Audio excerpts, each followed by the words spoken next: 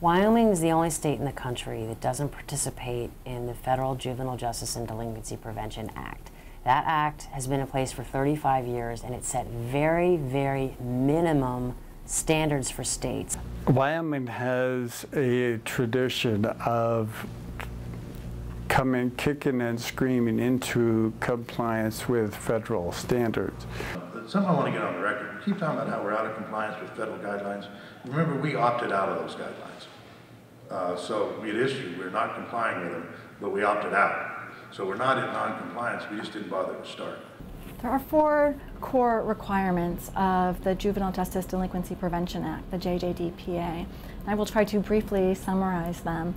The first is that states must take a serious look at their disproportionate minority contact. They didn't think I spoke English for some reason, so it took me 3 hours to get booked in because they thought I didn't speak English. They didn't bother asking me.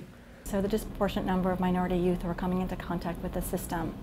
I went into the circuit court not too long ago for my own MIP, and well, they had these like 18 inmates come in, and all they had was like MIPs, and they were shackled, and like they treat them like crap. They must deinstitutionalize status offenders. So status offenders are, again, young people who have committed non-criminal offenses.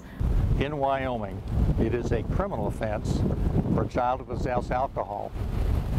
Most other states treat that as a status offense, means it would not be an offense if it was committed by an adult. States are not allowed, except under narrow circumstances, to put status offenders in detention or institutions. Unfortunately, we still have judges, we still have prosecutors who like to have that hammer over the juvenile's head to say, hey, this is a criminal offense. If you violate, you can go to jail. States must also abide by 2 mandates that ensure that young people do not come into contact with adult offenders. The other cells around me were the same thing of, you know, older people, you know, way older than me. We know that the public does not like putting kids in adult jails, and that polls at 80–90% every single time we poll, no matter where we poll, no matter where in the country. To me, the real issue is that by not coming into compliance, it means that we are not treating children the way we should.